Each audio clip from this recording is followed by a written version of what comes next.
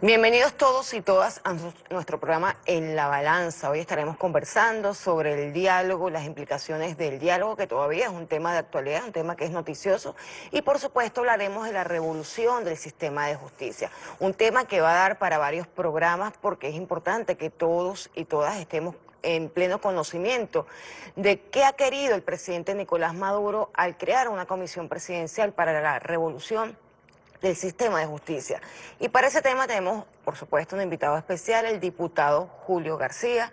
Bienvenido, Julio, a nuestro programa. Gracias, Es Olga. abogado, egresado de la Universidad Católica del Táchira, es diputado de la Asamblea Nacional, ha tenido varios cargos, de todas maneras, de orden político y con una gran trayectoria también académica en el área del derecho, conocedor del derecho constitucional, conocedor del sistema de justicia en profundidad, porque además fue constituyente y estaba presidiendo la Comisión de Justicia de la Asamblea Nacional Constituyente, donde allí se debatió mucho el tema también de los cambios profundos que requería en este momento el sistema de justicia dentro de lo que ha sido el proyecto histórico de la Revolución Bolivariana. Y ahora estás formando parte de varias comisiones en la Asamblea Nacional, entre ellas la Comisión de Contraloría y la Comisión de Interior. Estás allí Política interior. participando. Ok. Y también acompañando a la vicepresidenta Iris Varela, la doctora Iris Varela, en todo este proyecto de adecuación y de reforma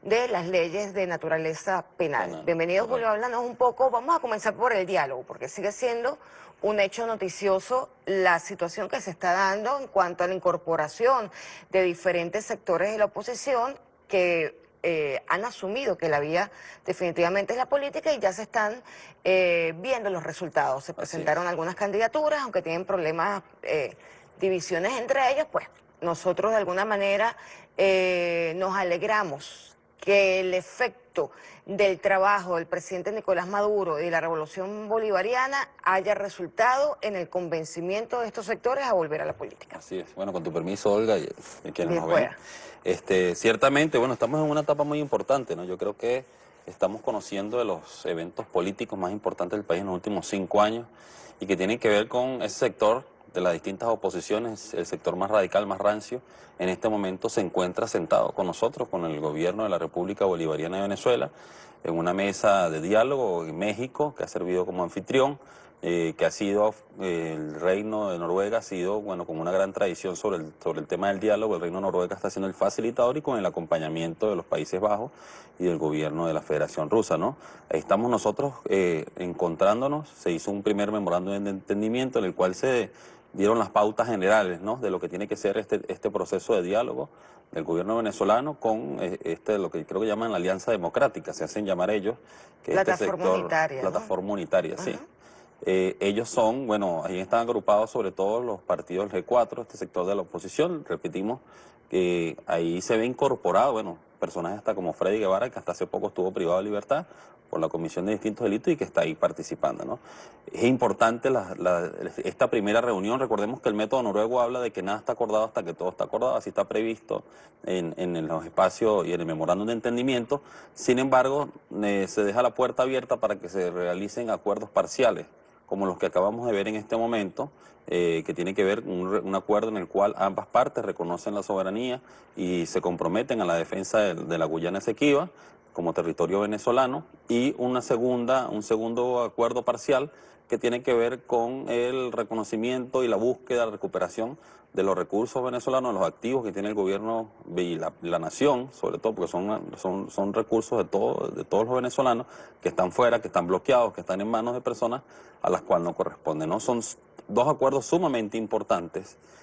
Nosotros reconocemos y vemos en este espacio un camino que pueda permitir recomponer a este sector que abandonó la política, que se fue por la vía insurreccional, que abandonó la Constitución, que pretendió crear un gobierno paralelo, instituciones paralelas, prácticamente un Estado paralelo.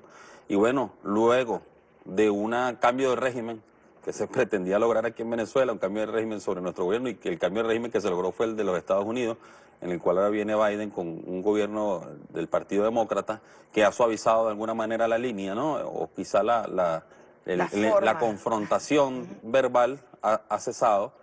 Suponemos que el gobierno de Biden ve que está agotada la vía insurreccional. Hay presiones también de las transnacionales petroleras, distintos sectores políticos. La misma Unión Europea también ha presionado para que de alguna forma esa mampara o esa fantasía que se montó sobre ese gobierno interino cese, porque en realidad pues con quien tiene relaciones es con el presidente Nicolás Maduro, con el canciller del presidente Nicolás Maduro, la Unión Europea, los mismos Estados Unidos, ¿no? Entonces, en este caso, es sumamente importante, ahí pareciera que estos señores son los representantes del gobierno de los Estados Unidos, están sentados y esperando seguramente instrucciones. esperan instrucciones, se sientan ahí porque el gobierno de los Estados Unidos así Lo ha permitido. lo permitió.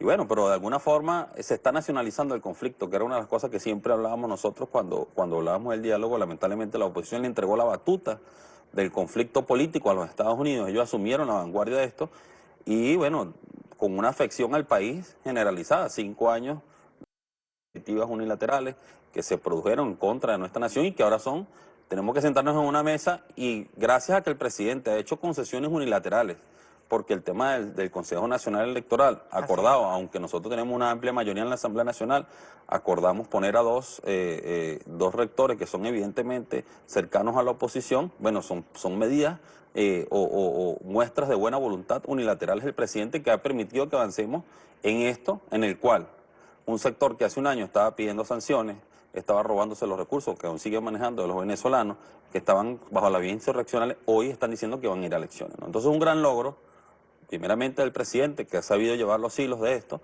y segundamente, por supuesto, para el país, porque casi todos los sectores están entrando en el carril democrático, pretenden ir a unas elecciones, están llamando a votar en este momento a un CNE que viene siendo conformado como los anteriores, y que bueno, que el 21 de noviembre tenemos una demostración que seguramente habrá observación, algún tipo de observación de la Unión Europea, y unas elecciones legitimadas por los sectores políticos que esperamos reconozcan los resultados, ¿no? Ciertamente, para todos es importante lo que está ocurriendo porque, sobre todo desde el 2017, cuando se presentaron los actos terroristas, en el que estaba involucrado, por supuesto, sectores que están sentados, se ha trabajado en que vuelvan a la política. Estamos hablando de 4 años después, por fin se logra parte del objetivo de traer a la política a estos sectores que sirven a intereses extranjeros. Pero mucha gente, y lo hablé la semana pasada, mucha gente, y el presidente ha dado respuesta a eso, el presidente Nicolás Maduro, se pregunta,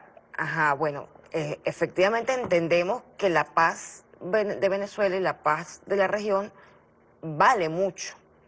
Y una forma de hacer justicia frente al crimen del cual somos víctimas permanentemente es estar con cierta estabilidad política, ¿no? Claro. Pero se preguntan, ajá, ¿qué va a pasar con delitos de naturaleza terrorista, delitos cometidos contra los derechos humanos, que por supuesto hasta pedir el bloqueo es un delito de lesa humanidad? Sí. Cuéntanos un poco cómo aclarar el panorama y entender que los procesos tienen su tiempo. Bueno, fíjate, las negociaciones nunca son un espacio agradable para nadie, ¿no? Llegar a estos espacios es complicado. Yo he tenido que participar en algunos espacios de diálogo con la oposición. Se toman decisiones que son difíciles, que no todo el mundo las acepta. Generalmente este tipo de diálogo se hace en secreto, como fue el caso colombiano, que también tuvo la facilitación del Reino de Noruega. Y se hicieron 5 años en secreto. En este caso, en las negociaciones en lo que llamaron el Oslo Barbados, se trataron de hacer en secreto, pero se filtró y luego se hizo público, ¿no? Porque las presiones de los grupos sociales, de los medios de comunicación, de los mismos partidos, pues hacen complejo esta tarea, ¿no? Y hay que entender que cuando se va a negociar, ambas partes tienen que ceder para que vaya algún avance, pues no puedes permitir que todo solo una parte sea, ¿no? Entonces, en este sentido, nosotros estamos viendo, estamos expectantes porque no conocemos realmente los detalles de cómo se han venido dando estas negociaciones. Sin embargo, habrá que entender algunas decisiones que seguramente van a ser complicadas. Bueno, el mismo hecho de que una persona que hace unos meses estaban pidiendo bloqueo contra el país, diciéndole que se congelaran los recursos, que nuestro país debía morirse de hambre para que colapsara y salieran del gobierno revolucionario, hoy están presentándose como candidatos de la oposición a gobernaciones, Américo de Gracia en Bolívar, y una cantidad de estos señores que están, bueno, tranquilamente con su cara bien lavada llegan a presentarse como gobernadores, ¿no? Eso es parte de lo que nosotros tenemos que ir tolerando, ¿no? Porque en esto, de alguna forma va a haber seguramente un acuerdo, siempre los espacios de diálogo tienen acuerdos de justicia transicional y una cantidad de cosas que Es tienen que ver con ello y que, bueno, importante, así es. procesos de amnistía, este tipo de cosas que no son agradables para nosotros, que nos sentimos agredidos para nosotros, que nos sentimos ofendidos, pero bueno, son acuerdos que se dan en búsqueda, por supuesto, de mejoras para el país, en este caso, de un respiro económico que nos permita, en algún sentido, la flexibilización de las sanciones o el levantamiento definitivo. Exactamente. Nosotros tenemos también que comprender, digamos que la lucha por la estabilidad y la paz de la región le ha costado al presidente de la República, le ha costado mucho la revolución, porque bueno, es una lucha contracorriente porque estamos ciertamente asediados permanentemente y parte importante del asedio es precisamente el tema de las medidas coercitivas que bloquean los activos de Venezuela y el dinero del cual Venezuela dispone para alimentos y medicinas.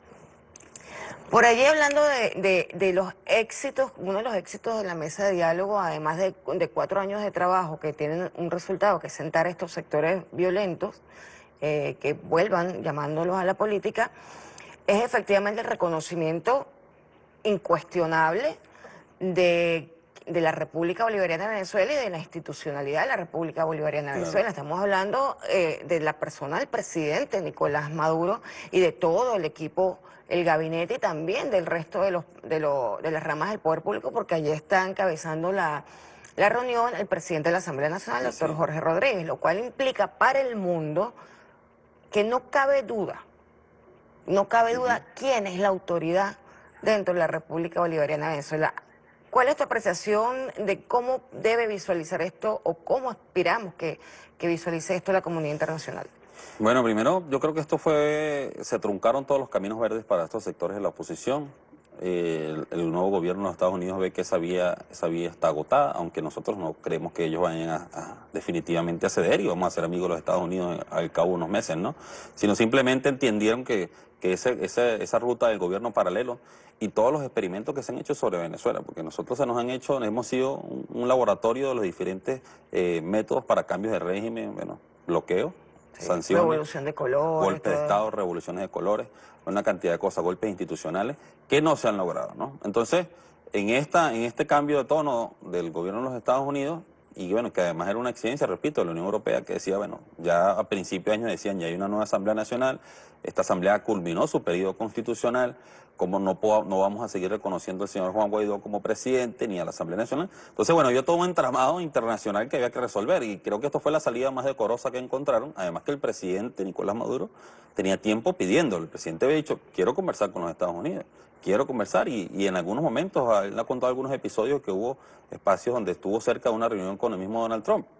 En este caso, ya abierto la posibilidad, hemos entrado en este escenario de diálogo, hay un reconocimiento tácito, además porque se dice las reuniones es entre la plataforma unitaria y el gobierno venezolano, ¿no? Y al sentarse ellos están reconociendo la autoridad del presidente Nicolás Maduro. Esperemos que este segundo punto, este acuerdo parcial, definitivamente permita la recuperación de activos como Monómeros Colombo Venezolano, que es una empresa que tiene un valor aproximado de $2.000 millones que se encuentra en Barranquilla, que hoy el gobierno colombiano, a través de la Superintendencia de Empresas, le ha puesto la mano. Esta empresa está siendo administrada hoy por el gobierno colombiano. Así es. Con diferentes excusas, que bueno, que no están llevando bien la administración, pero hoy está siendo administrada. Y hay que tener mucho cuidado que no nos vayan a robar esa empresa. Citgo, que es el mayor activo que tiene Venezuela en el exterior, aproximadamente $14.000 millones y que produce unos $500 millones en dividendos al año. Esa empresa también tiene que ser recuperada, el oro que nos tienen en Inglaterra. Bueno, todos esos recursos deben ser puestos y que el presidente ha tenido la nobleza de decir, no me los den a mí. Vamos a dárselo a organismos multilaterales como el PNUD para que administre esos recursos y sean invertidos en medicamentos, también es en vacunas, una y mano, una cantidad digamos, un de cosas. ejercicio de mano izquierda del presidente de la República, porque realmente nosotros tenemos derecho a manejar nosotros nuestros Por propios eso, pero recursos. bueno, ha sido tan noble aún en decirle, no me den los recursos a mí, entréguenselos a organismos de las Naciones Unidas para que ellos se encarguen de comprar vacunas, de comprar medicinas y llevar a Venezuela. El caso de los niños, siempre es una bandera, el caso de los Así niños es. que solicitan y que requieren Trasplante trasplantes. de médula. Hay 4 niños ahorita en Argentina que aún no le han retirado, por la presión que se ha hecho, no le han retirado el apoyo a la Fundación Simón Bolívar, pero hay más de 20 niños que quedaron de alguna forma varados en Roma, que estaban esperando trasplante de médula ósea, un tratamiento que tiene un costo aproximado de 800.000 euros, el trasplante de hígado 200, 300.000 dólares. Y eso no se ha podido hacer hoy. Bueno, hay una campaña que pretende achacarle la culpa, reactiven los trasplantes ya como si fuese algo tan fácil de responsabilizar al presidente Nicolás Maduro cuando era un plan que traía la Fundación Simón Bolívar, que atendió a más de 500 niños con patologías de estas que llaman catastróficas. Y ese dinero hoy está represado. Entonces, bueno, nosotros aspiramos que en esta primera mesa que se va a atender el tema humanitario, que se va a revisar el tema de los recursos de Venezuela, se tomen estos casos en consideración, los pacientes oncológicos, los pacientes renales, una cantidad de personas que requieren urgentemente porque se están perdiendo vidas. Lo decía Jeffrey Sachs. Entre 2017 y 2018 hubo más de 40.000 bajas, 40.000 muertes de venezolanos producto de las sanciones. Ahora sin contabilizar lo que hemos llegado hasta el día de hoy, donde se mueren pacientes por no poder acceder a un tratamiento oncológico que el gobierno revolucionario a través del Seguro Social lo garantizaba, los tratamientos de VIH, en una cantidad de dificultades que se han presentado y que bueno, hoy nos toca a nosotros sentarnos con esta gente. Aspiramos y creemos que es por un bien mayor, que es la definitiva levantamiento de las sanciones que nos permitan a nosotros. Nosotros no queremos que nos regalen nada, que nos permitan disponer de nuestros recursos, que nos permitan vender nuestro petróleo. Y bueno, pareciera que se está abriendo una ventana muy importante. Estos sectores hoy reconocen al gobierno, reconocen la Constitución, se están comprometiendo en encauzarse dentro de ella, encarrilarse dentro de la Constitución. Y bueno, que en definitiva nosotros podemos enrumbar el país nuevamente hacia donde un país donde las diferencias políticas se diriman en la arena política. Así es. Nos vamos a un corte y continuamos con el diputado Julio García analizando, digamos, que las grandes ventajas para la nación y para la región del diálogo que se ha estado dando en México, y también hablaremos ya de la revolución del sistema de justicia.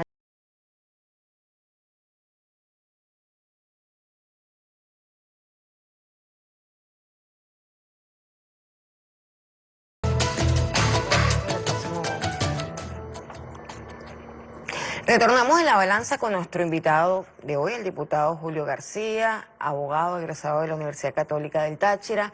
Tiene una larga trayectoria política, a pesar de que es un hombre muy joven, tiene mucho tiempo dedicado a el proceso revolucionario y también a su formación académica como constitucionalista, y llevó adelante, como dije en el segmento anterior, en la Asamblea Constituyente, la Comisión de Justicia de la Asamblea Nacional Constituyente, que fue una tarea importantísima, independientemente de que no hayamos avanzado hacia un nuevo texto constitucional. Allí se plantearon muchísimos elementos para el debate, porque todo sistema de justicia cada cierto tiempo tiene que ser revisado en todo país. Háblanos un poco de esta nueva faceta que ustedes, los diputados, por un llamado del presidente Nicolás Maduro y del Consejo de Estado, asumen la tarea de llevar adelante un proceso de revolución judicial, empezando por una tarea muy importante, que es descongestionar los centros de detención policial.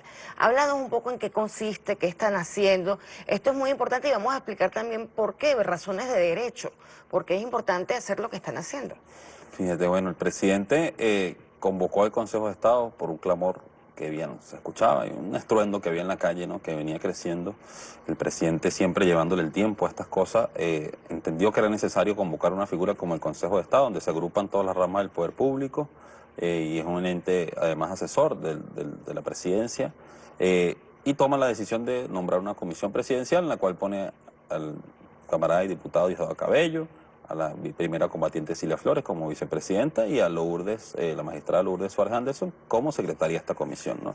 Y de ahí en adelante ha empezado un proceso que fijó 3 etapas del presidente. Una primera etapa que tiene que ver con el descongestionamiento de los centros de detención preventivo, una segunda etapa que tiene que ver con las reformas legales necesarias al sistema de justicia, y una tercera etapa que sería la reestructuración, dependiendo de los resultados de las reformas, la reestructuración del sistema de justicia. Estamos terminando la primera etapa y hoy iniciamos con la segunda, precisamente. Hay 5 leyes que van a entrar en la agenda legislativa. Antes de entrar, diputado, a la segunda etapa, claro, háblanos un poco, porque es importante saber con qué se encontraron ustedes, diputados, abogados. Bueno, yo tuve la oportunidad también de participar en algunos abordajes. ¿Y qué encontraron allí? Que es importante que la gente conozca en cuanto a sus derechos? Así es, fíjate. Nosotros, la realidad, y lo planteó el presidente de la Comisión de Política Interior, Pedro Carreño, cuando inicia una primera exposición que se hizo en la Asamblea Nacional respecto a esto, luego de que nosotros hicimos unas visitas por recibir unas denuncias en Carora, estuvimos aquí en la zona 7, aquí en Boleíta, cerca donde estamos precisamente, de, bueno, de hacinamiento, de malas condiciones, ¿no? Y se presenta, hacemos un primer análisis y se presenta una realidad que tenemos 45.000 privados de libertad en los centros en los De detención centros, preventiva. no, en los centros penitenciarios, Ah, ok. las cárceles, pues, que llamamos, hay 45.000. Y en los centros de detención preventiva, llámese comisaría, subdelegaciones del 6CPC, calabozos de la PNB, comandos de la Guardia, habían 38.000. Casi paralelamente había La misma población un penitenciaria. sistema penitenciario paralelo, que además no cuenta para nada con las condiciones necesarias para tener a esas personas ahí. Porque hay una cantidad de tratados en materia de derechos humanos que nosotros hemos firmado, además, que la República ha ratificado, que tienen que ver con las condiciones. Y bueno, y si no estuviesen firmados ni reconocidos esos tratados, por unas condiciones dignas de la humanidad, pues, y nosotros somos un proceso revolucionario. Pero bueno, fue un problema que se vino acumulando, nos agarró la pandemia, el tratado procesal y una cantidad de cosas, y bueno, esa población creció. Ahí, en una celda de 20 por 20, habían 80 personas. Y por supuesto sin condiciones de ventilación, en algunos casos, ¿no? Pero en muchos era repetitivo, porque esos centros son para que la gente esté de manera transitoria. Transitoria, unos 3, Mientras 4 es días. presentado a un tribunal, Claro. y bueno, se supone que luego de las 48 horas que la persona es presentada al tribunal, debe o irse a la calle o debe, bueno, ir a un centro de detención para procesado en este caso, ¿no? Pero eso no pasaba, sino de ahí, bueno, la gente hasta que no fuese penada, se fueron acumulando personas en estos centros de detención y en definitiva nos encontramos con un problema que podía estallar en cualquier momento, como fue la crisis carcelaria que hubo antes de que el comandante Chávez hiciera un ministerio para atender la situación y nombrar a la camarada Iris Varela, ¿no? Entonces, atendimos el problema a tiempo, hemos hecho más de 50.000 entrevistas, uno por uno, a todos los privados de libertad. 60 diputados que estamos desplegados bajo las órdenes del camarada Diosdado Cabello, y yendo penal por penal, centro de detención por centro de detención y escuchándonos, ¿no? ¿Qué nos encontramos? ¿Cuál es el factor común? Que de ahí pudiera empezar uno a identificar algunas fallas que tenemos. La mayoría son muchachos muy jóvenes. Segundo, encontramos, bueno, que vienen de los sectores populares, familias humildes, pobres, morenos o color oscuro, o negritos, pues. Generalmente es difícil encontrar un rico en la cárcel. Es difícil encontrar un rico en esto, ¿no? Eso nos da una señal de que, o nos corrobora algo que ya nosotros conocemos, que lo hemos venido estudiando, nosotros mismos lo hemos debatido contigo, que es el tema de que la justicia está criminalizando la pobreza. Entonces, Eso hay que explicarlo bien porque nosotros nos referimos a que el sistema de justicia tiene unos vicios que permite que el que puede pagar resuelva. su libertad resuelva. Por eso es que estamos hablando que se criminaliza la pobreza, además, porque el que no puede tiene unos castigos severos. Y por otro lado, los delitos que están, digamos, tipificados en nuestro sistema penal, como en la mayoría de los sistemas penales que tienen un corte liberal, están enfocados a los delitos de propiedad. Sí. Que son delitos menores, y en cambio los delitos grandes, delitos contra la patria, delitos contra la seguridad de la nación, delitos contra la vida, tienen menos castigo incluso que robarse un auto. Sí, entonces ahí generalmente ahí encontramos una variante. Y pasa mucho que ahí, o sea, lo hablaba hoy en un programa que tuve en la mañana, decía, mira, no hay supervisión de los cuerpos, de los organismos que organizan el sistema de justicia a quienes pertenecen. Un procedimiento puede empezar, o una persona puede caer presa por un mal procedimiento policial, una extorsión de un policía que no quiso pagar, y bueno, te siembran una pistola, te siembran un poco de droga, te siembran un puñal, dice que estabas robando, buscan un testigo o alguien que afirme eso, hace un acto policial y con eso vas preso. El fiscal, que muchas veces no se da la tarea, no puedo generalizar, pero es común que no se da la tarea de investigar, sino solo con el acta policial pasa a la persona a un juez de control que tampoco investiga. Entonces una persona que no tenía ningún compromiso con la ley puede pasar 2 o 3 años de su vida preso. Entonces eso nosotros tenemos que evitarlo. Y generalmente son personas pobres. Son personas que no tienen doliente. Nosotros hemos encontrado muchachos ahí que, bueno, que no tienen familia, o están fuera del país, o cayeron lejos de su casa. Y la gente, si se le dificulta para comer todos en la casa, ahora imagínate llevarle comida todos los días a un preso. Es un tema complejo. Y bueno, en algunas policías cobran por darle la comida o cobran por el traslado, ¿no? Entonces se ha vuelto un negocio de eso. El presidente oportunamente lo entiende y bueno, nos manda allá. Y nosotros los 60 diputados estamos haciendo una pasantía en estos centros penitenciarios, Impresionante. aprendiendo de las condiciones de que están estos privados de libertad, aprendiendo del derecho, por supuesto, revisando Y expedientes, aprendiendo revisando que no esto, se debe repetir. y aprendiendo eso. Entonces ahora venimos a una etapa que, bueno, la reforma. Para cerrar lo que tiene que ver con el descongestionamiento, yo creo que es importante que hay sitios donde no puede haber privados de libertad. Y yo lo tengo que decirlo, en zona 7 no debe haber privados de libertad. No tienen las condiciones para eso. Y nosotros no vamos a hacer nada sacando una cantidad de personas ahorita que han salido porque les correspondía.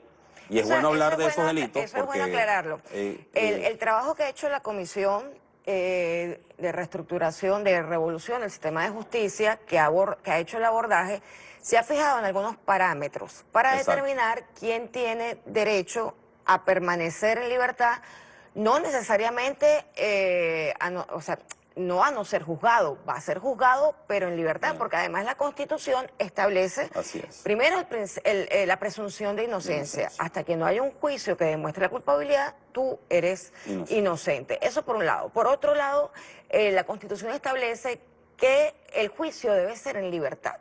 Salvo contadas excepciones que la propia Constitución establece, la persona debe ser privada de libertad y debe estar motivada. Así es. Esta privación de libertad. Entonces la comisión, lo que yo pude observar es que se diseñó unos instrumentos para poder analizar procesalmente qué condición tiene cada privado de libertad, cuántos años llevaba detenido, cuál es el delito, en qué fase está, y revisar el expediente para no ir ciegos a tomar decisiones. Eso es lo que hemos hecho. Fíjate, nosotros tenemos unos parámetros, hay unos delitos sobre los cuales nosotros no podemos otorgar. Además, nosotros digo, cuando hablo, nosotros hablo de todo el sistema de justicia, ¿no?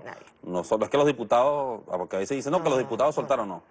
Toda persona que es liberada o recibe una medida cautelar es porque un juez, su juez natural así lo permitió y firmó una boleta. Nosotros no firmamos boleta. Simplemente se revisan los casos y bueno, su juez natural toma la decisión de acuerdo a la decisión colegiada, además de todo, del fiscal superior, del presidente del circuito, de todas las personas que estén ahí participando, ¿no?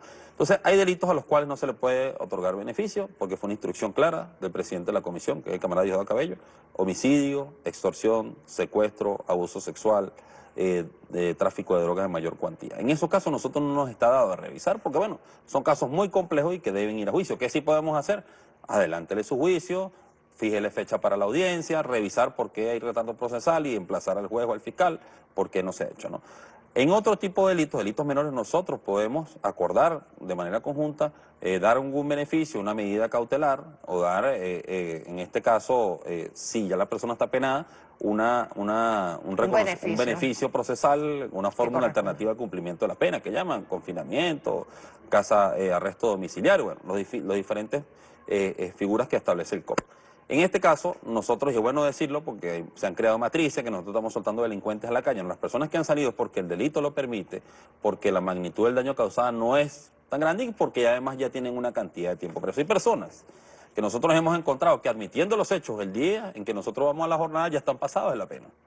Pero nunca se le celebró la audiencia, se difirió por diferentes circunstancias y esa persona no había podido ir a una audiencia ni siquiera admitir los hechos. Y muchas veces terminan admitiendo un delito porque ya han pagado gran parte de la pena, y admitiendo un delito que no cometieron se pueden ir a la calle, ¿no? Entonces, es un tema que engloba muchas cosas. Lo que tú decías, la presunción de inocencia no es reconocida. El Ministerio Público lamentablemente no está actuando como parte de buena fe, que es lo que corresponde. Un fiscal no es un acusador. Es una cultura que se ha implantado y que no hemos logrado erradicarla del Ministerio Público, que es que toda persona que presentan debe ir presa y debe ser acusada.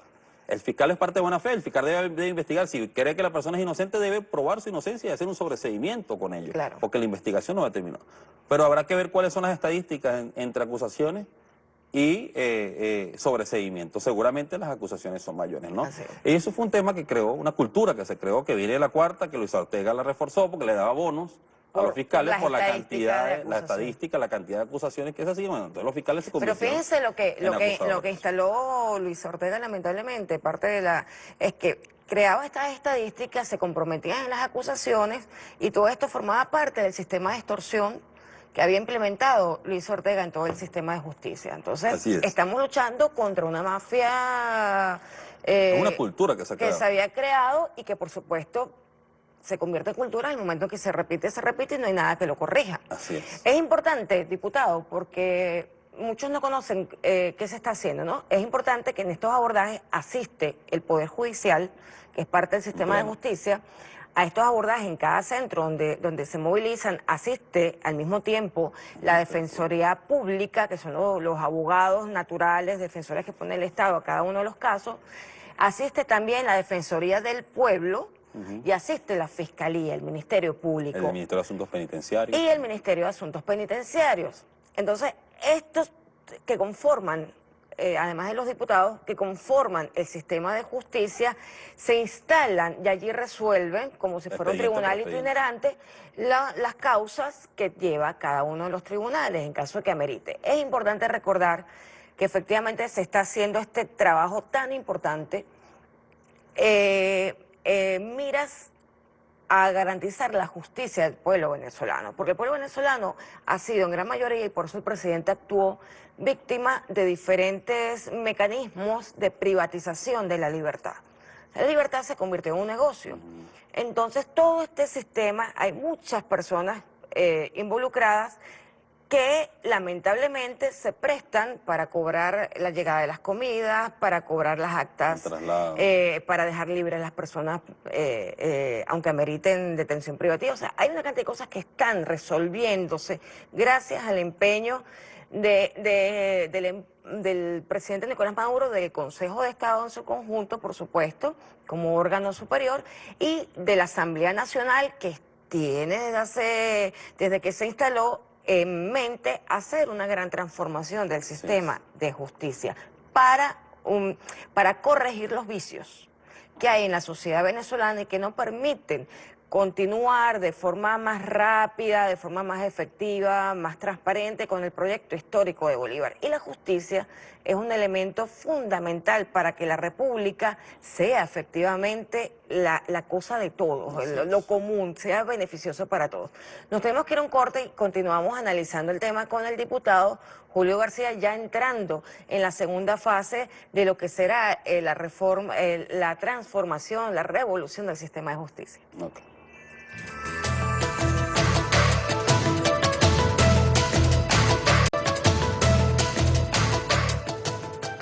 Continuamos en la balanza con el diputado Julio García, miembro de la Asamblea Nacional, diputado por Táchira, abogado, egresado de la Universidad Católica del Táchira, con larga trayectoria, como hemos dicho en los dos segmentos anteriores, no solo desde el punto de vista académico, sino también desde el punto de vista político, fue constituyente y está ahora en la Comisión de Contraloría de la Asamblea Nacional, en la Comisión de Interior de la Asamblea Nacional, Interior y Política, y también participando en diferentes comisiones que llevan adelante, especialmente esta comisión presidencial para la revolución del sistema de justicia. Recordemos que el sistema de justicia, cuando hablamos de eso, hablamos de un engranaje donde participa el Ministerio Público, participa la Defensa Pública, participa el Poder Judicial, participan los abogados, participan los órganos auxiliares de investigación, participa la policía. Es todo un sistema donde todos tienen que tributar al éxito y a la transparencia del sistema de justicia.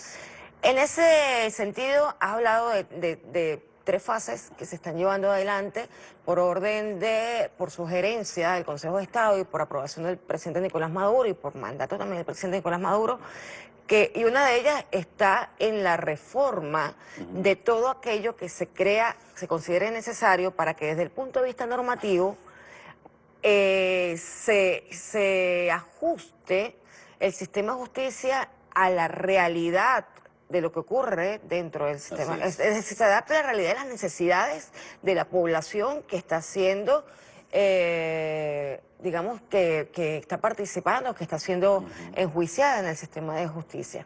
Eso por un lado. Y por otro lado, que se ajuste al proyecto histórico, al proyecto bolivariano, al proyecto también del comandante Hugo Chávez, que era garantizar la mayor felicidad para el pueblo. Para eso tiene que haber una justicia que realmente equilibre los vicios de la sociedad. Háblanos un poco de qué estamos hoy. Hoy hay sesión de la Asamblea. Hablando de eso, del proyecto histórico, decía el Libertador que la justicia es la reina de las virtudes republicanas y sobre ella descansa la paz y la igualdad, ¿no? Para que se garantice la paz y la igualdad en una sociedad, debe funcionar la justicia. Hoy estamos empezando, y ya se ha iniciado este trabajo, parte de la segunda etapa que tiene que ver con las reformas legales. Hoy entran 5 normas que tienen que ver con todo el sistema de justicia en la primera discusión en la Asamblea Nacional. Hay otras que ya fueron aprobadas, como la Ley Orgánica del Sistema de Justicia, que es una ley que pretende darle ese carácter de órgano, ¿no? Cuando se dice un órgano es porque, o un cuerpo, porque distintos órganos tributan a él, ¿no? Si no empezamos desde arriba, la realidad que nos hemos encontrado es que el sistema de justicia no funciona como sistema, sino bueno, funciona como parcelas aisladas que cada quien de alguna forma resguarda sus intereses, resguarda sus cuotas, y esto ha hecho que las cosas no caminen bien, ¿no? No hay acuerdo, no hay un mayor entendimiento entre los diferentes órganos, y esto se va en perjuicio del ciudadano, en definitiva. Entonces, ¿qué estamos planteando? La Ley Orgánica del Sistema de Justicia, que hay un cuerpo donde ellos se agrupen y donde se tomen políticas que sean además acatadas por todos, que sean políticas, las políticas criminales, las políticas que tienen que ver con el sistema de justicia, de rehabilitación, de todo eso, y que todo el sistema tribute a ellos. Hoy entra a discusión la primera discusión de la reforma del COP, del Código Orgánico Procesal Penal, que es quien rige en definitivo todo el sistema penal, es la ley adjetiva que regula el sistema penal, ¿no? Y donde están todos los procedimientos. Esta ley es fundamental. Nosotros tenemos un COP que viene copiado del código italiano, se vio en su momento como un código muy garantista ante la ley, el Código de Enjuiciamiento Criminal. Pasamos ahora a un nuevo sistema, pero bueno, que ha sido, yo siempre le llamo de alguna manera, digo que ha sido remendado 5 veces, ¿no? Se fue modificando, buscando un acercamiento con la realidad, pero en definitiva, los resultados nos dicen que esto que estamos viendo, lo que hablamos en el segmento anterior, tiene mucho que ver con que la norma no está funcionando bien o las cosas no se están haciendo bien. Entonces, sí, prefiero que hablemos de este tema porque quizás es lo fundamental, ¿no? El tema del Código Orgánico Procesal Penal tiene figuras, por ejemplo, yo he visto audiencias que se han diferido 35 veces porque no va la víctima. Tú puedes prescindir de la víctima porque en definitivamente quien tiene la titularidad de la acción penal es el Estado y representa a la víctima, el Estado, porque es uno de los agraviados y por eso está el Ministerio Público ahí, ¿no? Y la defensa pública. Con una sola notificación debería prescindirse la víctima en el proceso, porque no puede ser que una persona por no ir a una audiencia difieran 35 veces. Hay que entender, este es el caso en que la víctima debe asistir Y no va. para que se dé la audiencia al acusado. Exacto, para que se dé audiencia del acusado que está preso, además, y que está esperando y puede esperar 3 o 4 años por una audiencia preliminar que debe hacerse en 45 días. Eso es una realidad. Tenemos figuras, por ejemplo, que es muy polémico, que es la apelación con efecto suspensivo. Que, bueno, el juez dicta una decisión en nombre de la República y por la autoridad en que está investido, y esa decisión que puede ser una medida cautelar o una absolutoria en juicio. O sea, va a decir, esta persona yo la voy a jugar en libertad porque el delito que tiene, considero yo como juez que no es para que permanezca privado de libertad. El fiscal tiene la potestad solamente de anunciar verbalmente que apela con efecto suspensivo y esa decisión que tomó un juez queda suspendida hasta que la Corte decida, que en teoría debería ser en las próximas 48 horas, cosa que nunca pasa, cosa que se convierte en 6 meses. Una persona, que es lo más delicado en juicio, una persona que uno lleva a juicio, lo que cuesta hacer un juicio en este país. O sea, alguien que queda privado de libertad y que tiene que ir a juicio a demostrar su inocencia, promedio se lleva 2 años. En promedio, cuando eso, no según los laxos del código, deberían ser máximo 6 meses. Además del daño humano, del daño social, es también el daño patrimonial para el Estado. ¿Sabes lo que le cuesta al Estado? Una persona privada, movilizarla, tribunales, una cantidad de cosas. Y vi un caso en estos días, unos camioneteros, una persona, choferes de autobús, le sembraron droga y lograron demostrar a una gente que no tiene dinero, o sea, para sí que pagó, porque son más limpios. Entonces, demostraron su inocencia en un tribunal, después de 4 años de privada de libertad. Entonces dicen, no, hay una directriz del Ministerio Público que todas las absolutorias en materia de droga tienen que ser apeladas con efecto suspensivo. Entonces empezar ese juicio otra vez, porque un juicio no solo es llamar expertos, o sea, es hacer una cantidad de cosas que, por cierto, y es muy difícil y muy cuantioso para el Estado, lo que cuesta movilizar un preso de Yari a Caracas, X cantidad de veces, que no es uno, sino son 100, son 200 que tienen que movilizarse diariamente. Entonces son figuras que se previeron en la ley y que hay que revisar, porque en definitiva el juez no es una parte del proceso, el fiscal sí lo es, el juez es el director del proceso, y si él toma una medida y da la libertad a una persona, eso debe respetarse. O sea, pero son figuras que están en la ley y que nosotros tenemos que revisar. Vamos a recordarle a quien nos escucha que estamos hablando ya como expertos en derecho, sí, ¿no? El diputado está haciendo unas reflexiones desde lo que además observó, estudió, no solamente en su trayectoria, sino en la Comisión de Justicia, que se plantearon Así muchos es. problemas de este tipo. Fueron muchas familias a plantear situaciones, por ejemplo, con el caso de la apelación con efecto suspensivo, que ya lo explicó él, que se trata de una figura de la cual hace uso el Ministerio Público de forma abusiva, ¿ok? Porque bueno, aunque está permitido que lo hace de forma Así es. abusiva. ¿Y qué gana con esto? Que las personas que a lo mejor ameritan estar con una medida sustitutiva por el delito Así que es. cometieron, por la situación que tienen, a lo mejor por la situación incluso de salud que puedan tener, una medida sustitutiva de la privación. Existen otras figuras que la persona sigue privada de libertad, O tiene un compromiso con la pero ley. hay un cambio de sitio de reclusión. Por ejemplo, en el caso del arresto domiciliario, la persona no es que va a ir a libertad, va a cambiar de sitio de Así es. reclusión. Y eso es importante que se sepa, que los jueces de ejecución de este país lo sepan. Pueden sustituir medidas privativas cuando se amerite por arresto Así es. domiciliario y otras medidas Fíjate. que beneficien a la familia finalmente y a la Así es. comunidad. Fíjate, en el código hay una figura, por ejemplo, lo que llaman el decaimiento de la medida de coerción.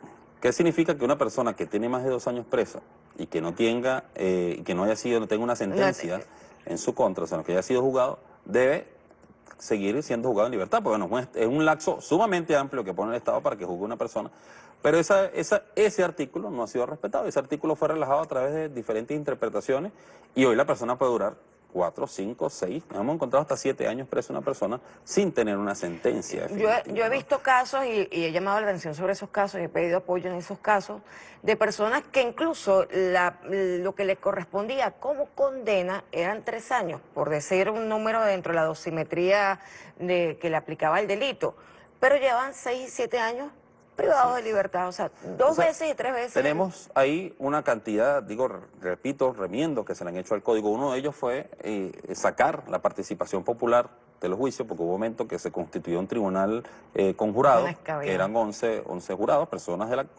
ciudadanos que acompañaban y debían colegiar la decisión con el juez. Luego se quitan y se quedan a 2 escabinos. El juez tenía un tribunal con un colegiado en el cual estaba el juez y 2 personas, 2 ciudadanos comunes, y tenía que haber acuerdo entre 2 de los 3 para que se tomara la decisión, ¿no? Eso se fue quitando porque, bueno, parecía que era infuncional, porque la persona no iba, pero era en definitiva el Estado o el sistema de justicia que no daba las garantías ni los tiempos para que las personas participaran. Pero eso era una idea novedosa que fue sacada de esto, ¿no? Porque es más difícil de repente decir corromper a uno que corromper a 3, y aquellos son ciudadanos pues, que es más difícil llegarle que a una persona que no tiene el acceso a esas personas que además son ciudadanos comunes, ¿no? Entonces, hay cosas en el código que hay que revisar. Yo pienso que hay que repensar un código nuevo, hay que buscar las academias, hay que buscar las universidades, hay que buscar a los privados de libertad. Yo siempre digo, eso sabe más de derecho que los propios abogados. Una persona que esté penada estudia el código, ve y conoce la experiencia porque conoció el sistema por dentro, escucharlos a ellos y sobre eso construir una propuesta de un código nuevo que permita que la justicia se expedita, que se corrijan una cantidad de vicios que hay en el proceso, que no se relajen los lapsos, que es lo que está pasando en este momento, y que eso va en detrimento sobre todo de los pobres, porque los pobres son los que, a esos casos así generalmente que tú ves que la justicia les cae con todo el peso y no hay manera de resarcirlo, son pobres. Entonces, en eso estamos trabajando, se está recodificando también el Código Penal, están trabajando en una comisión que preside la Cámara Iris Varela, primera vicepresidenta de la Asamblea, que está recodificando y está recogiendo una cantidad de normas penales especiales que existen y llevándolas al Código Penal. Porque nos encontramos, por ejemplo, es muy frecuente ver que un delito, una mula de droga, alguien que estaba llevando droga en su estómago, que se estaba trasladando, tiene una pena de 17 años y un homicida tiene una pena de 10 años. Entonces, hay delitos que, bueno, dicen que la droga es pluriofensiva, pero pluriofensiva, ¿quién? ¿Quién comete el delito? ¿Ese es un narcotraficante o es una mula que la agarraron para que hiciera eso, ¿no? Hay cosas que hay que revisar porque hay unas penas, la pena de secuestro es más alta que la pena del homicidio, o sea que sale el delincuente, le sale mejor matar a la persona que lo agarren con un secuestrado, ¿entiendes? Entonces, la creación de diferentes normas penales especiales, como por ejemplo la Ley contra la Delincuencia Organizada y Financiamiento del Terrorismo, que prevé el tráfico de material estratégico como un delito transnacional y que aquí agarran a un PLL con una carretilla de chatarra y lo meten como tráfico de material estratégico. Cosas que hay que revisar, que hay que delimitar bien cuál es el alcance de estos delitos. La Asociación para Delinquir, que está en esa misma ley también, que es un delito que habla, bueno, cuando dos o más personas se organicen, pero cuando se habla de eso son redes, delitos transnacionales, trata de personas, narcotráfico, legitimación de capitales. Entonces agarran a dos muchachos robándose un teléfono y para que les dé la pena privativa de libertad les meten robo y asociación para delinquir. Y son cosas que uno a veces dice, yo prefiero pensar que estos fiscales que acusan de esta manera No conocen el derecho. no conocen el derecho o que es una acusación maliciosa, pero vamos a darle la presunción de la buena fe. Pero en definitiva, en algunas regiones, fíjate que nos hemos dado cuenta de eso en esto, ¿no? Que hay En algunas tendencias regiones, en algunas regiones, así a mí me tocó la región andina en una primera etapa y de verdad que puedo decir que no se ven tanto esto que nosotros llamamos locuras, a diferencia de lo que vi aquí en Zona 7, una cantidad de muchachos de lo que llaman sembrados por diferentes cuerpos policiales, porque le pidieron $500, le pidieron $700, no tenían, les metieron unas cabillas, le metieron unos cardanes y bueno, tráfico de material estratégico y estén presos, año y medio presos. Y eso nos conseguimos en todos lados. Entonces, yo creo que hay que hacer un gran trabajo cuando hablamos en estas reuniones y empezamos a tocar todos estos puntos, que esto es algo minúsculo lo que hemos podido decir en estos minutos de lo que realmente representa el problema que hay quienes dicen de nuestros jefes políticos, esto es un cáncer que está carcomiendo la revolución y la sociedad. Entonces, es un problema multiforme que hay que atacarlo de muchas maneras. Hay que revisar desde los cuerpos policiales, todo el sistema de justicia, hasta el Ministerio de Asuntos Penitenciarios, bueno, el Ministerio de Interior y Justicia, una cantidad de personas que tienen una pequeña responsabilidad, pero que en definitiva esto se ha venido convirtiendo en una bola de nieve que nos iba a explotar en la cara si el presidente no tomaba esa decisión. Pero por bendición de este proceso revolucionario se han tomado las medidas correspondientes. De todas maneras, en cualquier sistema de justicia debe haber una transformación cada cierto tiempo para adecuar el sistema a la realidad. Así como cada cierto tiempo debe haber una revisión de las leyes, de los marcos normativos, porque las realidades están avanzando de una forma tan acelerada que las normas se quedan obsoletas y no responden a las necesidades sociales de un país. Entonces, digamos que correspondía en este momento, independientemente de algunos vicios que se han encontrado que son muy importantes, pero muy importantes resolver, había que, de todas maneras, hacer un avance dentro del sistema, porque tenemos que pensar en la norma penal y cualquier otra norma en función de la sociedad que queremos. ¿Qué tipo de sociedad queremos? Una sociedad que rehabilite, que integre, que permita el perdón, que permita el resarcimiento, o una sociedad solamente que castigue cruelmente a quien ha cometido un error. No, hay diferentes, por supuesto, diferentes delitos. Los delitos más importantes van a ser, efectivamente, deben ser castigados con todo el peso de la ley porque ofenden a toda la nación. Así es. Nosotros, Julio, nos tenemos que retirar, pero antes de despedirnos, gracias por acompañarnos, gracias por tu reflexión. Este es un tema que da para mucho porque el tema de la Constitución, del desarrollo legislativo, de cómo se está avanzando en la Asamblea Nacional, es de interés de toda la nación y además los venezolanos y las venezolanas estamos acostumbrados a conocer cómo vamos avanzando en nuestras normas constitucionales, en nuestras normas legales, cómo se van interpretando, qué cosa nueva hay. O sea, el venezolano se apropió del conocimiento jurídico. Es una trayectoria, además, lograda por el comandante Hugo Chávez, que sigue el presidente Nicolás Maduro, y que nosotros tenemos la obligación de ser comunicadores de estos temas para que estemos todos bien informados y cada quien saque las conclusiones, los análisis para el debate que le parezca que debe sacar. Pero hoy, como queremos hacer justicia, aprovechando tu presencia, Julio, nosotros estamos recordando el septiembre de Allende, el septiembre en que cruelmente se dio un golpe de Estado en Chile contra el presidente Allende y contra la revolución, que tenía un sueño en Chile. Y particularmente hoy hago un pequeño homenaje contigo presente al cantautor Víctor Jara, que fue cruelmente asesinado por estos fascistas, porque una forma de hacer justicia es no olvidar. Y no olvidar pasa porque cada momento en que conmemoremos o traigamos a la memoria a alguno de nuestros mártires sea un momento para hacer un homenaje y para que nuestros hijos, nuestros hermanos, nuestros sobrinos, nuestros vecinos no olviden de dónde venimos y hacia dónde no queremos volver. Víctor Jara fue perseguido por cantarle a la vida, cantarle a la emancipación de los pueblos, cantarle a la justicia, y fue llevado como si se tratase pues de un acto medieval, fue llevado al estadio de Chile y fue allí, además de masacrado, fue llevado para cortarle las manos y decirle, ahora vamos a ver cómo tocas guitarra. Fue uno de los actos más crueles que conocimos de lo ocurrido en el funesto septiembre contra Allende. Nos vamos a despedir, un segundo para tu despedida, y nos despedimos con una canción de Víctor Jara en su honor, en honor del pueblo chileno, del pueblo exiliado, del pueblo que sueña en Chile, con una Chile realmente revolucionaria. Bueno, Olga, gracias por este espacio y como tú lo decías, no hay momentos políticos y este momento pareciera, así como lo fue el 98 cuando sale aquel COP y la reforma y aquella leyes que de alguna manera modificaron la justicia, hoy pareciera que estamos ante eso, un nuevo momento político, una nueva era en lo político. El presidente ha logrado tomar las riendas definitivas del país. Nosotros de la Asamblea Nacional, la nueva Asamblea Nacional, estamos haciendo grandes transformaciones y pareciera que es el momento de ponerle el cascabel al gato y de asumir definitivamente una justicia popular, una justicia revolucionaria y que sea cercana a la gente, que se garantice la tutela judicial efectiva a nuestra gente, a nuestros ciudadanos y que no se vea como un problema tener que ir a un tribunal, sino más bien, bueno, alguna situación. Como una solución siempre. Una solución. En Así definitiva, eso debe ser la justicia. Bueno, nos despedimos hasta el próximo programa.